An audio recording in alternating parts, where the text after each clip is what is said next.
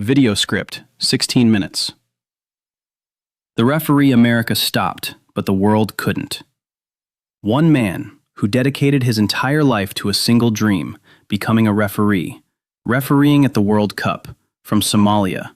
That same Somalia, a country most people only know because of its struggles. And then the day came.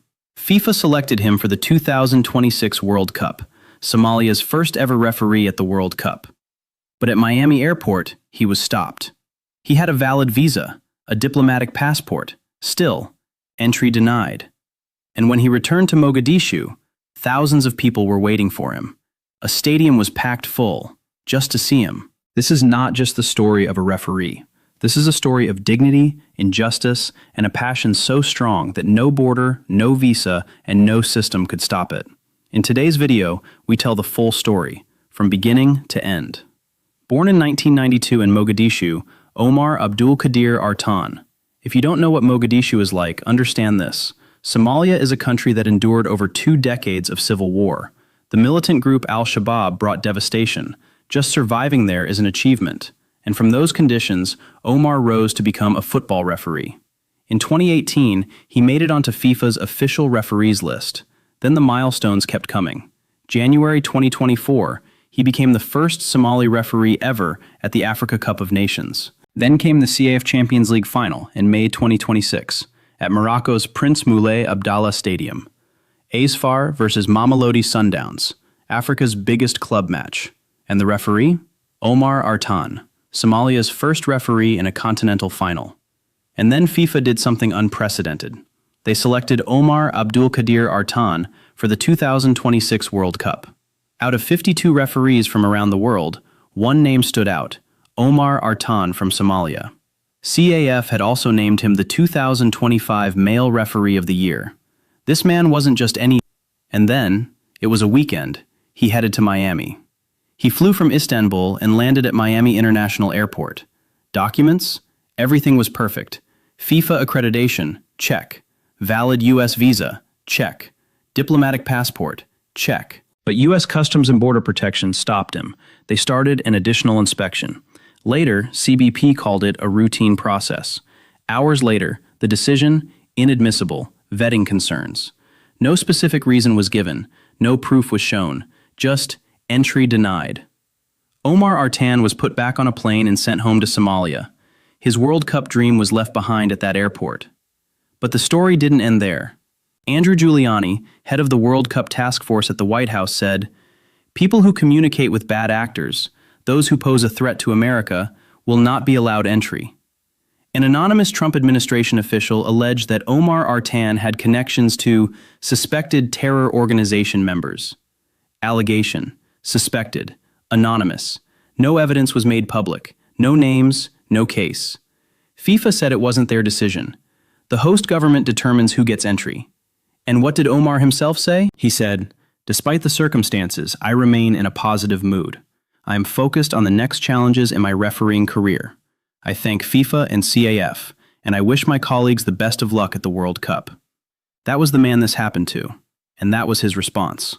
When Omar landed back at Mogadishu Airport, government officials welcomed him with flowers. People stood holding sky blue Somali flags. Then, a stadium in Mogadishu. Thousands of fans. Packed. There was no football match, no competition, just one purpose, to celebrate Omar Artan. They lifted him on their shoulders. The entire crowd was cheering. He was wrapped in the Somali flag. Think about it. Stopping someone at the airport, denying them entry, that was meant to be an act of humiliation. But Somalia received that same man like a hero. Injustice, once again, made him even bigger. Chisa Aden Abshir, senior advisor at Somalia's Ministry of Youth and Sports and a former national team captain, said, "Omar is one of the most respected referees in Africa. What he earned through fairness and merit was denied to him. This goes against the spirit of football." Now let's look at this story on a bigger canvas. The 2026 World Cup is the first ever hosted across 3 countries, the USA, Canada, and Mexico. Fans, players, and officials from around the world are coming to America. And already, this tournament has created a major controversy. A Somali referee with valid documents couldn't even enter. Somalia. the same country where America conducts operations against al-Shabaab, meaning Somalia is not an enemy of the US, it's a partner. Yet a Somali referee, chosen by FIFA as one of the world's top officials, was turned away over vetting concerns.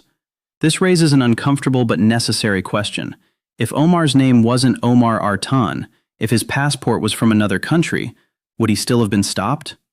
Because in today's world, too often a person's talent, dedication, and achievements matter less than their name, their country, or the color of their skin. And this isn't just Omar's story. Every year, thousands of qualified, talented, fully documented people are stopped at airports, without clear reasons, without proof, without any case, and the world is watching. There's also a question for FIFA. FIFA said, "We are not involved in the immigration process. The host government's decision is final." Legally, that's correct, but FIFA awarded the World Cup to America. FIFA selected the officials. FIFA gave them accreditation. FIFA promised this tournament would be inclusive for everyone. So when one of their selected officials, carrying a diplomatic passport and FIFA accreditation, is turned away, does FIFA have no responsibility? Is a simple statement enough?